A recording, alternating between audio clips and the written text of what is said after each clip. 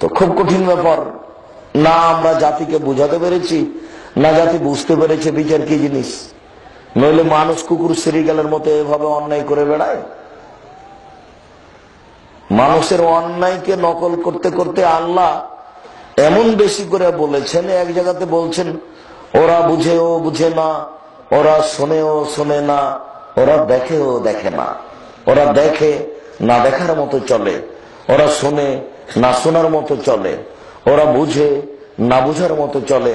উলাইকা কালানাম, ওরা হলো পশু প্রাণীর মতো, ওরা হলো কুকুর শ্রীগালের মতো। এরপরে বলছেন বালহু আদাল, তার চেয়ে খারাপ। না, এই সারা হবে না। আপনি এসেছেন, চুপ বসে থাকেন, এক খেয়ালে থাকেন, এটা আমি চাচ্ছি। তার মানে কথার মাঝে আপনিও আছেন।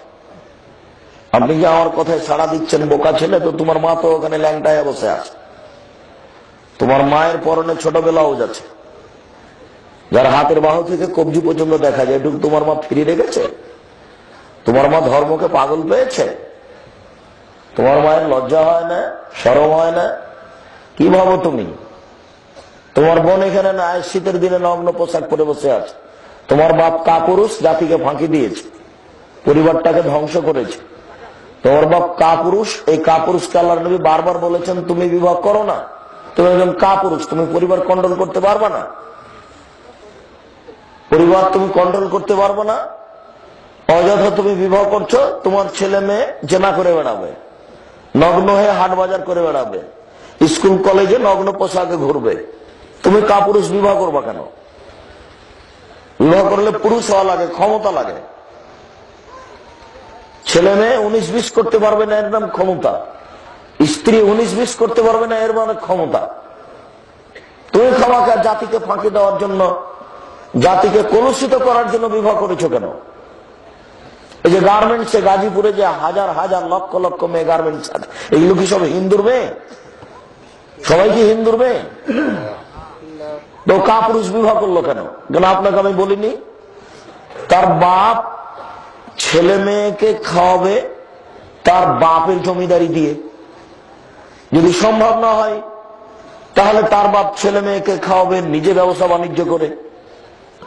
যদি সম্ভব না হয় তাহলে বাপে ছেলে মেয়েকে খাওয়াবে কলা বিক্রি করে। যদি সম্ভব না হয় তাহলে বাপ ছেলে মেয়েকে খাওয়াবে চকলেট বিক্রি করে। যদি সম্ভব না হয় তাহলে ছেলে মেয়েকে খাওয়াবে লোকটা মানুষের বাড়িতে কাজ করে, দিন মজুরি করবে, সারাদিন 200 টাকা কাজ করে 200 টাকা পাবে, 150 টাকা নিয়ে ছেলে মেয়ে স্ত্রী নিয়ে খাবে, 50 টাকা রেখে দিবে, যেদিন বৃষ্টি হবে কাজ হবে না সেই দিন খাবে। যদি কোনো কাজই করতে না পারে তো সারাদিন ভিক্ষা করবে, ভিক্ষা করে করে করে সন্ধ্যায় যা পেয়েছে সেটি নিয়ে ছেলে মেয়েকে খাওয়াবে। তার মেয়ে গার্মেন্টসে আসলো মানে কাপুরুষ বিবাহ করলো কেন? ও তার মেয়েকে খাওয়াবে শেষ পর্যন্ত কি করে? ভিক্ষা করে। তো এখানে আসলো কেন? ধর্মকে পাগল পেয়েছো তুমি? ফাইজলামি করো ধর্মের সাথে? কাপুরুষ তুমি বিবাহ করেছো কেন? না, তোমাকে তো অনুমতি দেননি আল্লাহ রসুল। আল্লাহ রসুল বলেছেন তুমি রোজা থাকো, রোজা থেকে থেকে থেকে থেকে যৌবন ধ্বংস করো, বিবাহ করতে পারো না। বিবাহ মানে ক্ষমতা, বিবাহ মানে অধীনে একজন মহিলা আছে। রাজশাহী চাঁপাইনবাবগঞ্জের ভাষাতে মহিলা পোষা মানে হাতি পোষা। তারপরেও তো তার অধীনে ছেলে মেয়ে আছে সবার উপরে, এবং কঠিন নজর না থাকলে ও পতিতালয়ে ঘুরে বেড়াবেন। আই ছেলে, শুধু বেশ্যালয়ে থাকলে মেয়েকে পতিতালয়ের বলা হয়? আল্লাহ রসুল অতদূর পর্যন্ত যাননি। আল্লাহ রসুল বলেছেন নিশ্চয়ই কোন মহিলা যখন সাজগোজ করে, সাজসজ্জা গ্রহণ করে, ঠোঁটে লিপস্টিক দেয়, পাউডার মাখে,